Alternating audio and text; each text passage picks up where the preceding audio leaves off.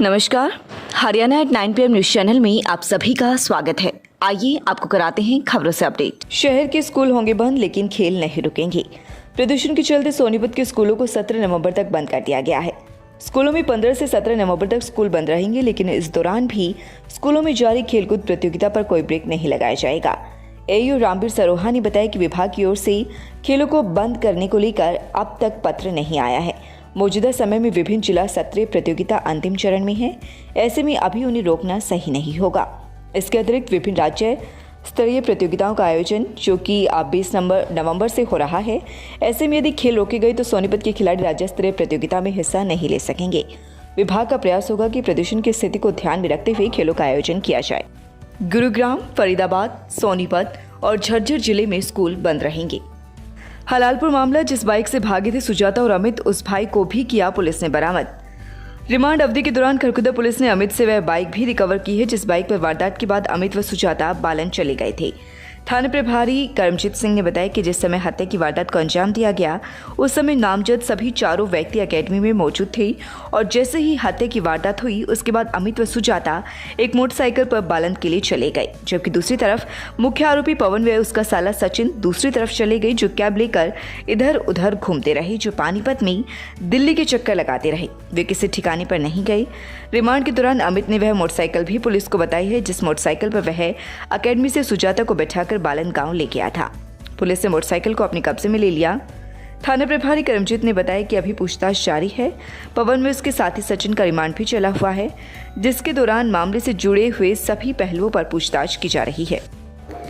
खांडा road स्थित कल्पना चावला विद्यापीठ में बाल दिवस पर कक्षा नर्सरी और कक्षा केजी के बच्चों के द्वारा इंद्रधनुष पार्टी मनाई गई, जिसमें छोटे छोटे बच्चे इंद्रधनुष रंग बिरंगे कपड़े पहनकर आए हुए थे। इस पार्टी के द्वारा अध्यापकों ने बच्चों को बताया कि इंद्रधनुष में 7 रंग होते हैं और सभी रंगों का अपना अलग महत्व होता है।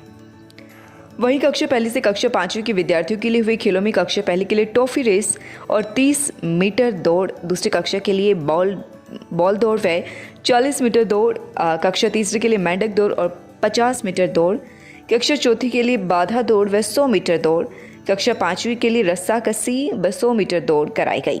खेलों का आरंभ उपाचार्य उषा वत्स, मैनेजर श्रवण कुमार व प्राथमिक प्रभारी रोजी वोहरा ने फीता काट कर किया।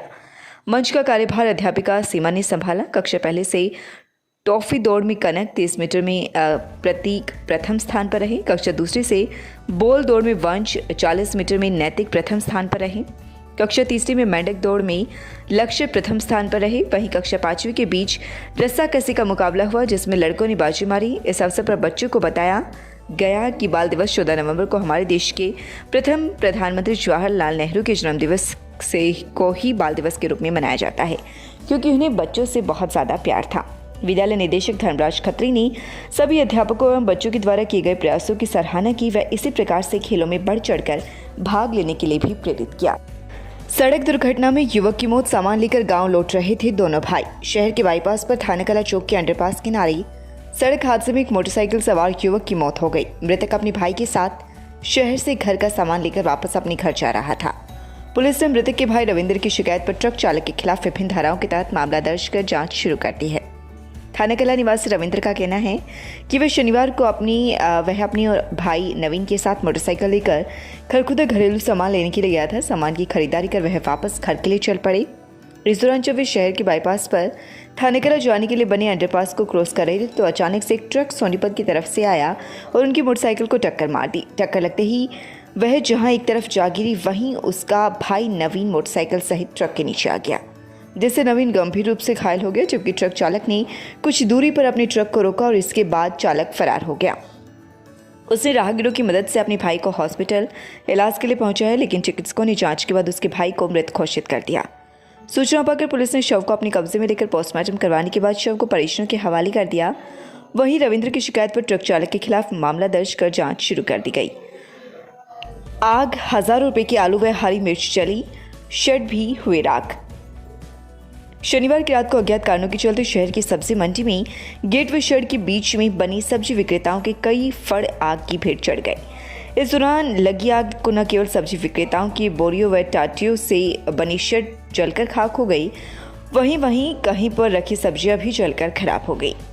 सब्जी विक्रेताओं का कहना है कि दमकल गाड़ी की देरी से आने के कारण उन्हें ज़्यादा नुकसान हो गया। सब्जी विक्रेता राधे श्याम का कहना है कि उसने सब्जी मंडी में सब्जी की दुकान लगाई हुई है। उसके आसपास अन्य सब्जी विक्रेता की भी शेड हैं। शनिवार की रात को सभी अपनी दुकानों को बंद कर घर के लिए चले गए थे। रात करीब 12 बजे उन्हें आग लगने की सूचना मिली तो वे मौके पर पहुंचे। इस दौरान कई शेड आग की चपेट में थे, जिस पर उन्होंने दमकल केंद्र को सूचना दी। आगजनी के कारण उनका शेड जलने के साथ ही आसपास शेड भी जलकर खाक हो गए, जबकि अंदर रखी सब्जियां जलने से खराब हो गई। इससे उसे जहां 20 से 25 हज़ार का नुकसान हुआ, वहीं साथ ही सब्जी विक्रेता को भी काफ़ी नुकसान हुआ है। सब्जी विक्रेता का कहना है कि सूचना देने के करीब 1 घंटे बाद दमकल गाड़ी पहुंची, लेकिन जब तक आग पर काबू पाया जाता तब तक उन्हें काफ़ी नुकसान हो चुका था। सब्जी विक्रेताओं को मुआवजा मिलना चाहिए। ये है नगरपालिका की योजना। खरगोदा शहर के अंतर्गत आने वाला रिक्शा चालक, फड़ या रेहड़ी संचालक, सब्जी विक्रेता या किसी भी तरह से गलियों में सामान बेचने वाला कोई भी व्यक्ति 10,000 रुपये तक की सहायता नगरपालिका से ले सकता है। उसे केवल आवेदन करना होगा। 10,000 रुपये संचालक खाते में डाले जाएंगे, जिसके बाद संचालक अपने काम से पैसे कमाकर ये 10,000 रुपये जमा कर सकता है। इसमें उन्हें सब्सिडी भी मिलेगी। एक बार ये राशि लेने के बाद अगर सही समय पर चुकता करता है तो भविष्य में ज़्यादा राशि भी दी जा सकती है। नगरपालिका सचिव नवीन कुमार का कहना है कि कोई भी फड़, रेहड़ी व स्ट्रीट वेंडर इस योजना का लाभ ले सकता है। गोरड में चैरिटेबल ट्रस्ट ने कराया रक्तदान। गोरड गांव में गुरु गोरखनाथ चैरिटेबल ट्रस्ट एवं नेशनल सोशल ऑर्गेनाइजेशन द्वारा रविवार को रक्तदान शिविर का आयोजन कराया गया, जिसमें सिविल हॉस्पिटल की टीम द्वारा 45 यूनिट रक्त एकत्रित किया गया। शिविर की शुरुआत मंदिर में ज्योत लगाकर व शंख बजाकर की गई। शिविर में मुख्य अतिथि के रूप में हरियाणा अनुसूचित जाति वित्त एवं विकास निगम के चेयरमैन पवन खरखोदा पहुंचे। उन्होंने बैच लगाकर रक्तदाताओं का हौसला बढ़ाया। उन्होंने कहा कि रक्तदान करने से हमारे शरीर को कई प्रकार से फायदा होता है और एक व्यक्ति द्वारा किया गया रक्तदान 3 व्यक्तियों की जान बचा सकता है। एनएसओ के प्रदेश उपाध्यक्ष जितेंद्र तोमर ने बताया कि संस्था ग्रामीण स्तर पर लगातार कैंप लगा रही है। संस्था के सह संस्थापक कुलदीप प्योंत ने कहा कि हमारा प्रयास है रक्त की कमी से किसी की भी जान न जाए। शिविर में विशेष सहयोग सचिन तोमर, नरेश दहिया व गांव के युवा साथियों का रहा। इस अवसर पर जयवीर कुंडू, विशाल आर्य व अमित कश्यप, सौरभ गुप्ता, दीपक दहिया, संजय लव, सुमित तोमर, सुभाष नंबरदार व अन्य सदस्य मौजूद रहे। मैं आपको एक बात और बताना चाहूँगा। एफटेक पिछले 20 साल से खरखोदा में काम कर रहा है और इसका मुख्य उद्देश्य यही रहा है कि ग्रामीण परिवेश के बच्चे और जो कमज़ोर और मध्यम वर्ग के बच्चे हैं उनको कुछ न कुछ ऐसी सुविधाएं दी जाएं जिससे वो आगे आकर अपने भविष्य को सुधार सके। 700 साल से क्यू सेंटर नहीं था। इतना बड़ा गांव है, अनेक सरकारें आई, अनेक सरपंच बने, गांव में क्यू सेंटर बनवाया।